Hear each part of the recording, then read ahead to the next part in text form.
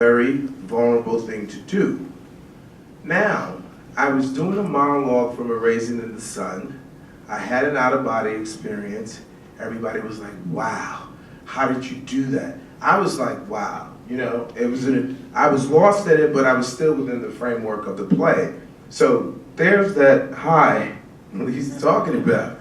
Now, and fortunately, the audience happened to be in agreement, But as I went along, what I found out is that as an artist, I cannot use art to complete me, really.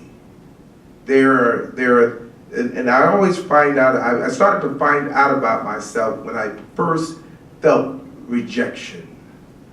At a point, I worked really hard on this, I was in The Tempest, and The Tempest is dealing with colonialism. I had on a loincloth, I had dreads, bare chest, and Caliban was, the voice of the native, and many African Americans in DC were like, oh God, here we go again. That brother's up there on the stage, half naked, a loincloth and dreads on his head, and I'm saying, but I want you to focus on the story. Now, how do I get you to suspend your socio-political beliefs and just catch this story and, don't rape me? And I had to learn to I was very defensive, I was very angry, and I was like, what's going on with you, man? You're asking for too much from them. So I had to shift some things. And now my daughter is an actress. So there's a pocket of insecurity that I have to wrestle with, that I can't expect acting to fix for me. And so I had to learn to change my perspective. And if I go into it knowing I am just a storyteller, that's it. If you want to shoot the messenger, hey, that's just what you needed to do. But it's my job to just tell the story and not be fixated on what it is you think or feel. And even I have actors as friends, he'll say, I'm saying, man, you know what, at the end of the day, I hear your opinion and perspective, but that's, you know what, we don't even have to go any further with that. He said, oh, yeah, right, Chad, yeah, right. Like, you don't care what I think. You know you care what I think, but there's a certain growth for me as an artist that had to get to the point where it's like, it's okay to be rejected. Don't take it personal. You're telling the story, And so from that point on, and I told my daughter, because she was like, she auditioned for all these performing arts high schools in New York. So she goes into one and the people are like this. And she said, those people were really mean, Teddy. They didn't like me. And I said, baby, listen, I'm trying to help you with this because I don't want you to have to wrestle with that level of discomfort that I had to for so long, and that I still must manage and maintain the proper perspective in this journey. So I said, you have a gift. You have a gift. There's something inside you can't explain that's connected to storytelling, not connected to a particular outcome or some level of acceptance from everyone.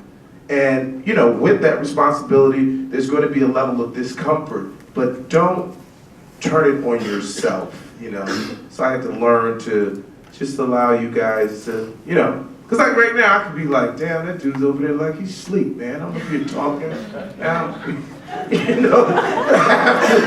have to maintain the proper perspective and say this individual has a right to walk into this room and be as he chooses to be, and I must be okay with that. Now I'm not singling you out. What Chad's talking about, in technical terms, is called personalization. Using yourself in a part, using something that you know.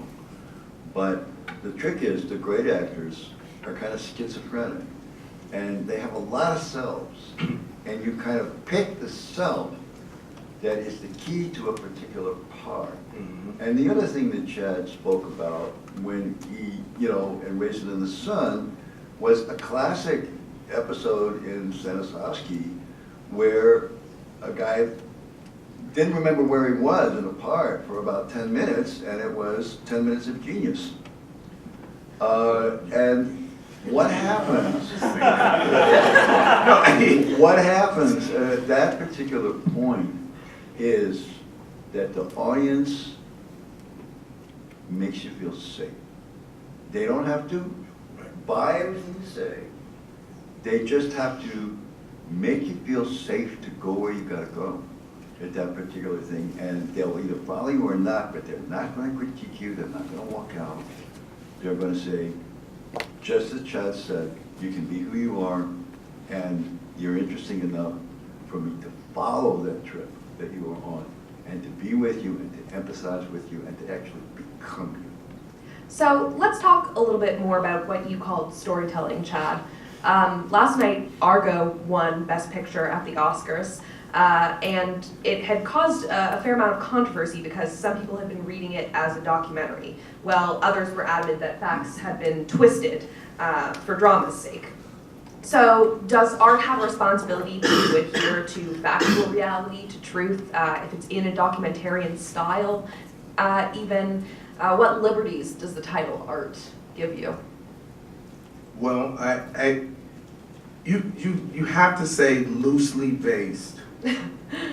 Inspired by. Inspired by. Inspired by. But don't, go around proclaiming it as, some gospel truth, I would say. That's just my personal opinion. Because there's a level of manipulation there.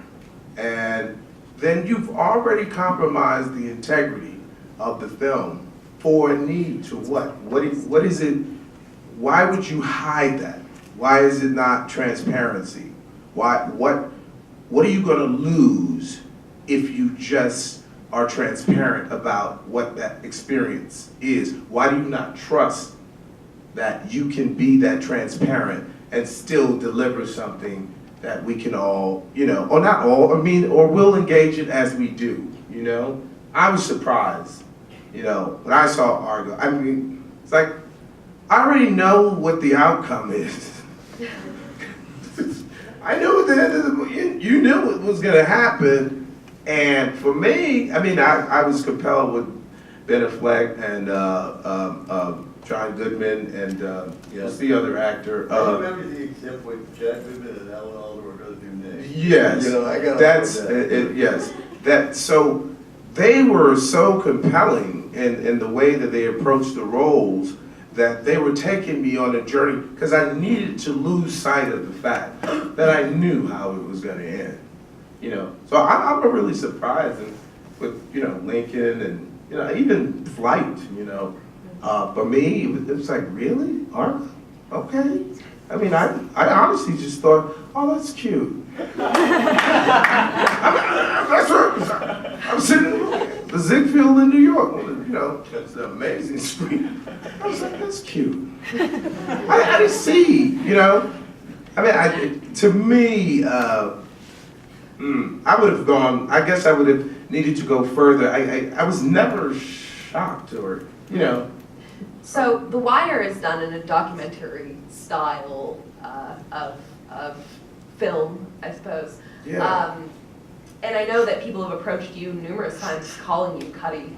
Absolutely. So what are the ethics surrounding The Wire insofar as adhering to truth? When it kind of lays claim to truth, given its style? Well, first and foremost, those guys were in the trenches. Right. They didn't just go and do a bunch of research. They were very much a part of all the information they got. They made a commitment to be in the hood. They made a commitment on a lot of levels. David being a writer, So you ask, what is his? Because you can ask yourself those questions about a journalist. Somebody that says, I have a source, and they don't have a source. Or the guy that wrote the book about addiction, and he made it all up. A Million Little Pieces. Yeah. So you gotta go like, what do you really want? What are you really after? Are you after fame, notoriety? You after money? What are you after? And what is it that we appreciate about the complexity and the nature of waking up every day and just living life, that when we can see it reflected back to us, we somehow grab a hold of it. It's real. Because inevitably, something happens inside of you. And that's when you go to the movies, that's what you want.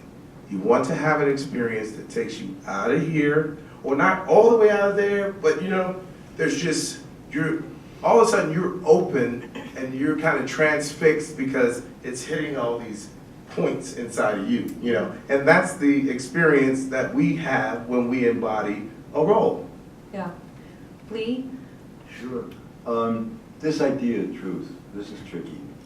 And this idea of reportage or journalism, I mean, do you think the New York Times tells you the truth? Do you think Big Red, the number sheet, tells you the truth? The Post tells you the truth? I think the Post, yes. No, I mean, I think that you have to, here's where the audience comes in again. Even the reportage, the so-called paper of record, the Times, is owned by a publisher, and they sell papers, and they have readers, and those readers are mostly upper middle class.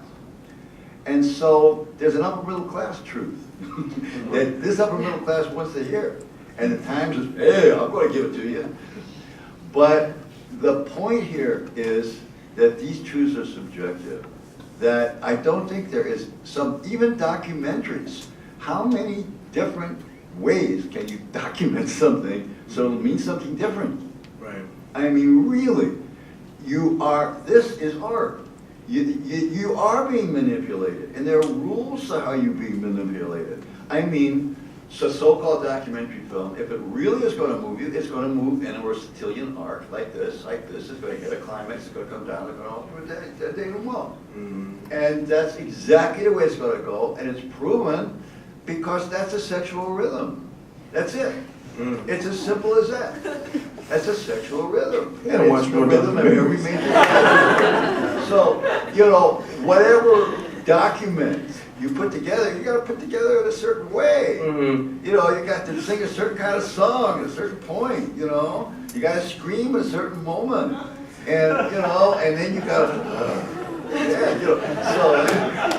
so the point here is, it's all manipulation. It is. But on top of that, the truth, I think, is this mystical thing that comes at moments throughout this when you can penetrate to the point that there is a revelation of something new. You see in some actor's face an emotion that you never expected to see. You heard a reading of a line that you never expected to hear. Surprise, surprise, surprise.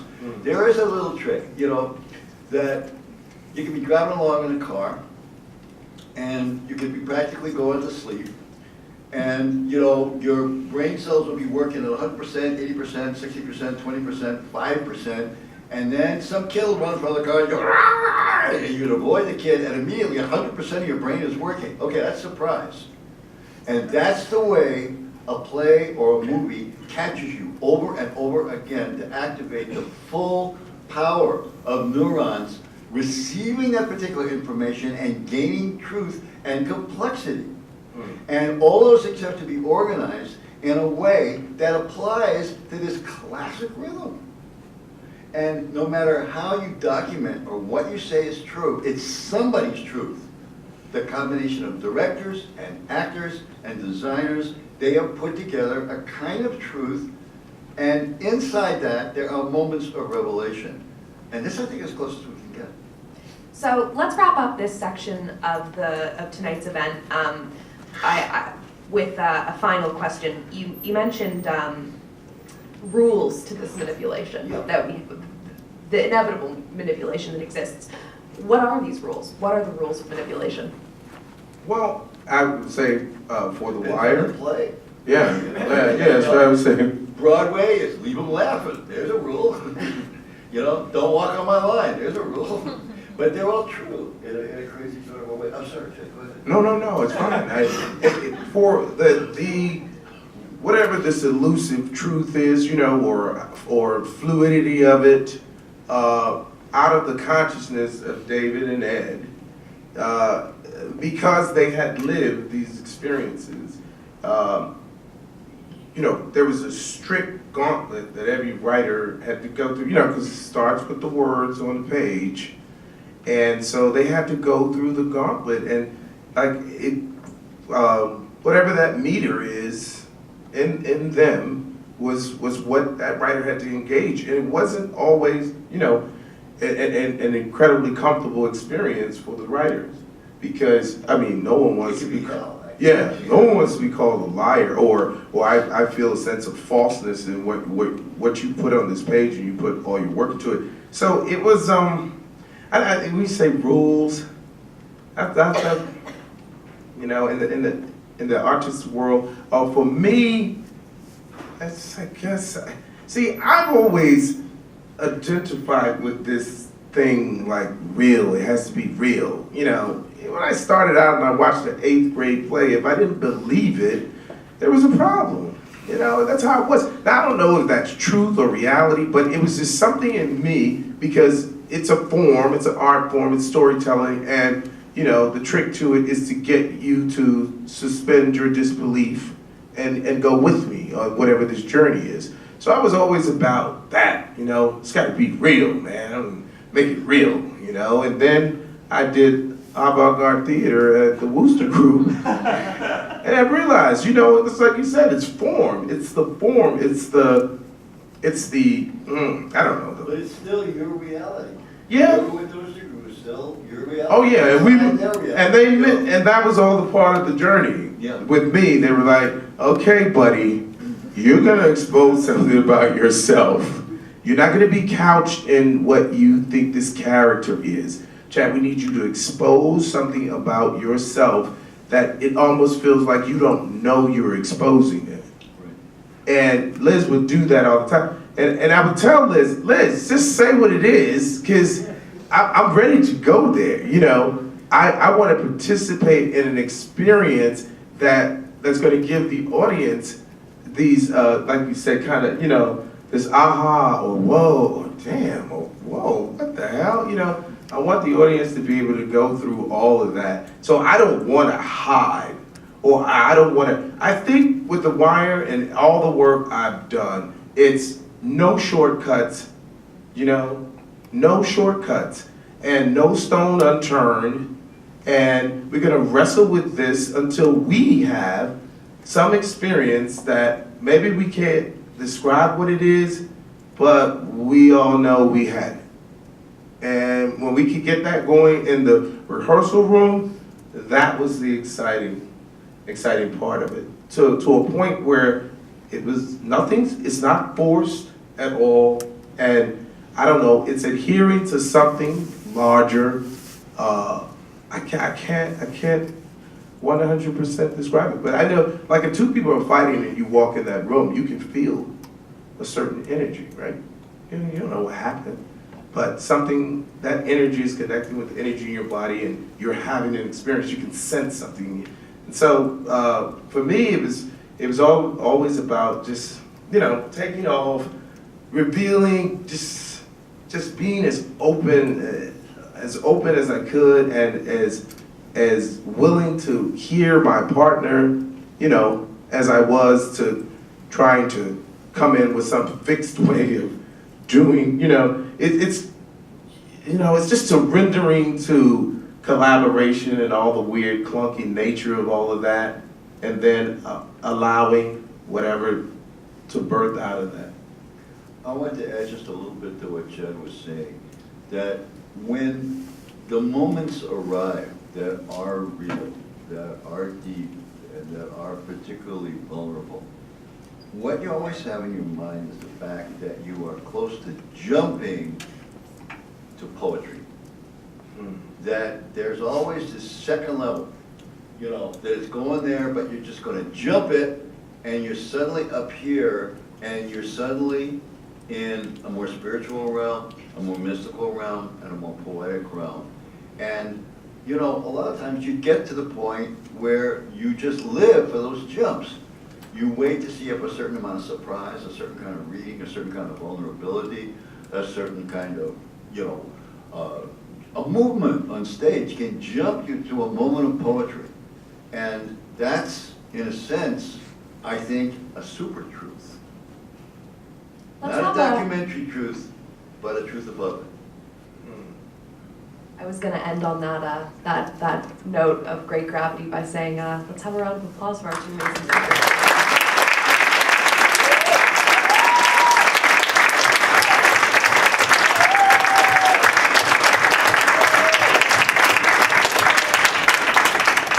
But then I interrupted you instead. So, questions from the audience? Yeah. Chad, you describe yourself as a messenger, as an actor, and you say, and you said you yourself, you wanted to try out for audition for Bingo. Do you hold, I guess my question is, do you hold the actors in that film, Jamie Foxx and everyone else, culpable in any sense for the half step too far, as Lee said, that film went? Or does the culpability lie, in your view, solely with the writer and the director and those who take kind of managerial roles in portraying the art? What I felt was the body of work that Kerry Washington, Samuel L. Jackson, Jamie Foxx had put together, the body of work that they put out there allowed them to want to engage this subject matter in a different way. So they wanted to take this kind of fanciful trip with it. You can, I think they just felt that they had a track record that, that taking this, if they thought it was a risk, I'm not sure. I just felt like they was like, oh, this is hip and cool and different, man. We're gonna take on slavery like this, That's kind of what I felt and some of the things I heard from Jamie Foxx. And I never heard them, intimate what I'm talking about, the kind of social political stuff, I have profound respect for the work they've done, So I don't know their reasoning behind it, but I just remember just feeling like these guys have got a hell of a track record, and this is an opportunity for them to kind of take a different route, and that mattered in their art, in the artistic body. It mattered, So that was like a cool kind of, not to say it wasn't uncomfortable, because it was for Kerry, the stuff she had to do. And even at the NAACP Awards, Jamie was saying that, when she had to do that nude scene, it was a tough day on the set, and he started singing this gospel that a lot of us know, no weapon formed against us shall prosper. So, there was a lot resonating on that set. But I think at the end of the day, it feels to me like they were willing to take this flight of fancy, and I don't know I don't know how much they wrestled with, the repercussions of it.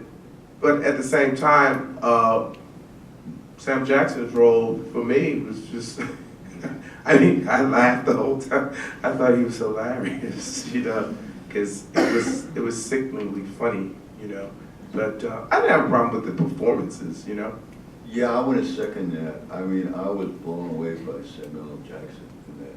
I think that, to me, now that may be my kinky point of view and my warped reality, but I felt that Samuel got to poetry on that. And it reminded, I've never known a smarter take than he made in that film. I saw one that was similar to it. There's a play by Bertolt Brecht that I saw at the Belair Ensemble all the way back in the 70s with a great actor named Eckhard Scholl, who was the lead actor there, which he played Arturo Ui, which is a Hitler figure.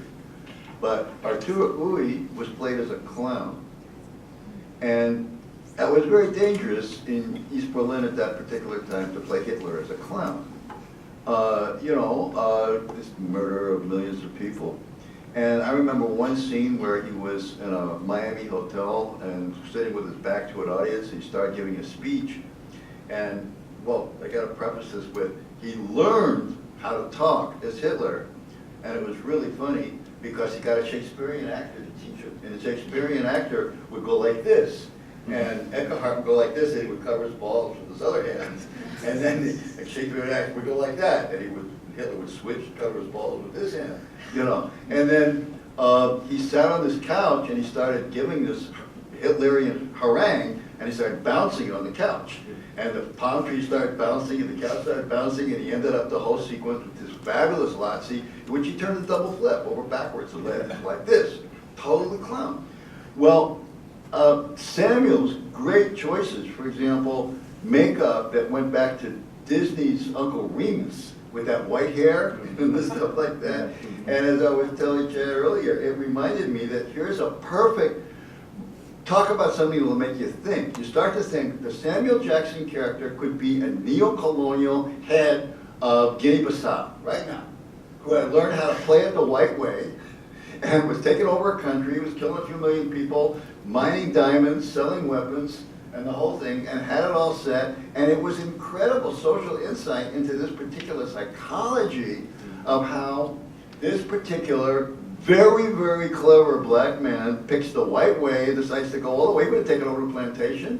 He would have killed everybody, white, black, on the plantation. You could tell. It was, I think, a really clear political statement, and I think that Samuel did a great piece of work right there. And so I would say that that's one of those epiphanies in that film. There are terrible things that are dangerous, but Samuel taught me something. He really taught me something about behavior and about race and about the movies too. I mean, look, he steals this Disney image. Disney wouldn't dare show, Uncle Remus now, for a rabbit, all that shit. Oh, come on, but Samuel grabbed all of this stuff and turned it around and showed me a potential dictator in the making, Well, and I would say, if you watch Roots, though, go back and watch Roots, and watch Lou Gossett Jr.'s performance, and then you'll see another, just razor sharp type of deal. And, it's all about, well, how do I negotiate my environment, and what type of behavior do I adopt for where Samuel Jackson's character chose self-preservation,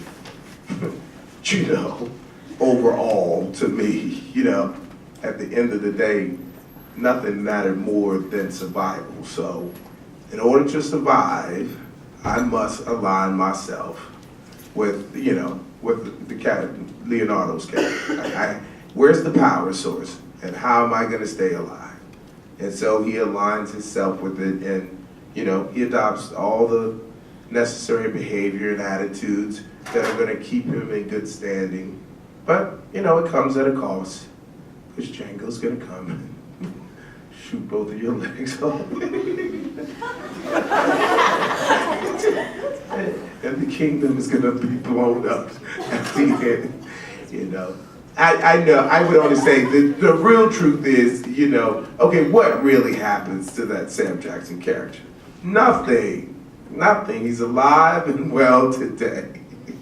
Ask Clarence Thomas.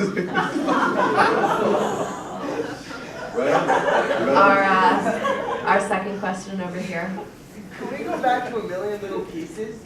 Because James Frey didn't fabricate it as he was writing it. He originally wrote it as a novel, and then no publisher accepted it. So then he said it was a memoir, went on Oprah, and on the show, live, Oprah called Larry King, I think it was, and said, I don't have a quote, but it doesn't matter whether or not it's true, it's just the feeling I had and the tears I cried while reading A Million Little Pieces.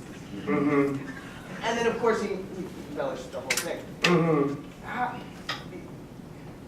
How does that change the artistic quality? What happened to him? What happened to his career? What happened? Okay, so I'm glad you had that experience, Oprah. But look what happens though. See, without integrity, at the end of the day, without integrity, a writer is only as good as it, you know, especially you profited by saying, you know, saying that moved many more people than your fictionalized story. The fact that it was true resonated differently in the people. You understand what I'm saying? So whatever that relationship between this is based on, and all of a sudden you've got sales going like crazy, or did it happen first because Oprah said, this is it? Oprah generated it. Right, but he still was dealing out of, so right there on Oprah, he could have said what? This is not, guys, I gotta be honest with you. This is not it's not what I purported to be. I believe there's value in it, but I don't want to profit by manipulating you to that degree, because there are too many people suffering from addiction this was kind of hope for them that, you know, that felt betrayed. Betrayal is the big word here. Yeah. If you go across the line and start to betray the people who had faith in you, I think you're in deep shape. Right. Joseph? I wanted to ask you guys about your art in the audience, and sort of when you're doing the art for yourself and you're doing the art for the audience, and at times when it can get unbalanced, how have you dealt with that? Where you feel like you've got your audience and they enjoy your art, but something in you changes and the art that you want to produce changes, and sort of what do you do when you find yourself conflicted with the decision of how do I communicate to these people that enjoy what I do that things might be changing, or how do you communicate to yourself, like, is this change like really happening within me, or like in that sort of realm? It's a great question.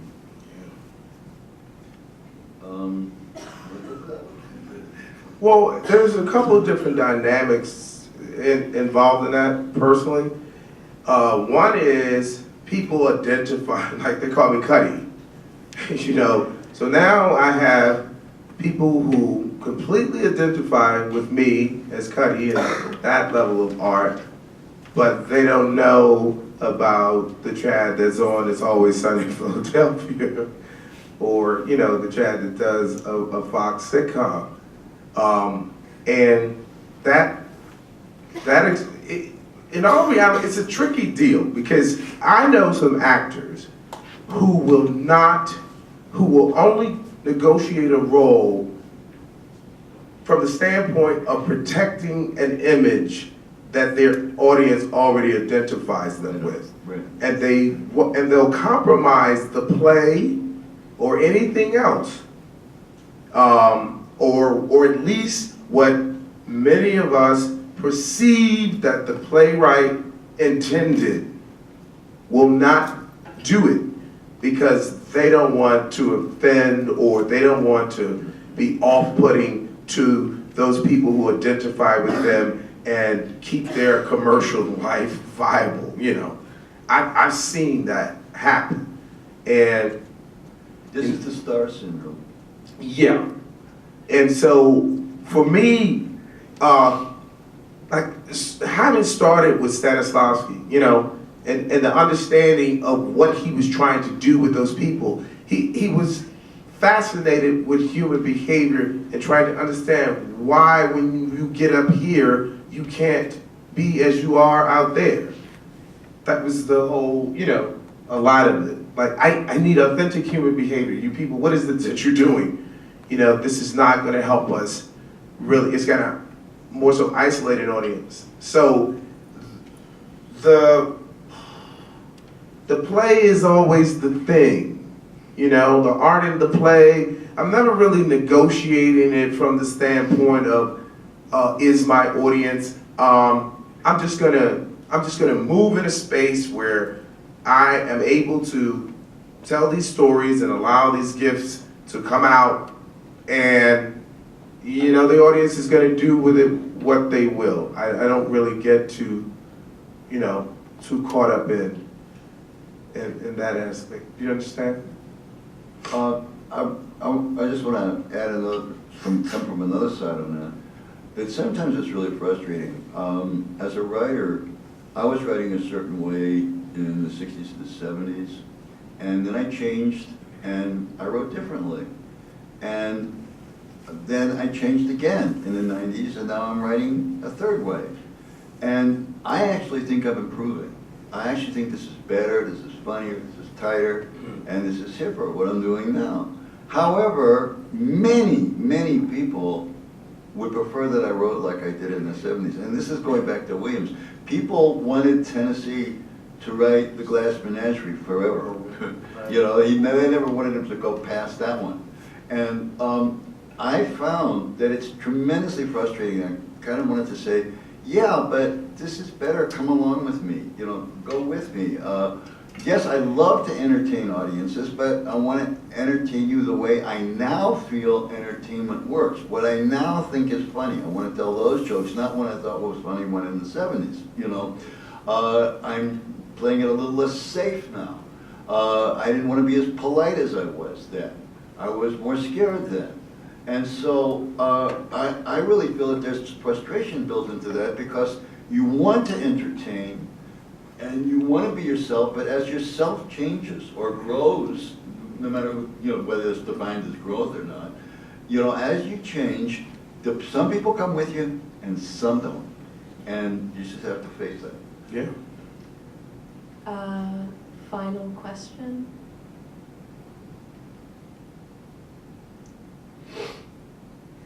Somebody's got one. You guys are good. Right there. He said, I got her in the eye. Go ahead. Go for it. Doesn't. I have a question. Yeah. Yeah. Well, I was gonna ask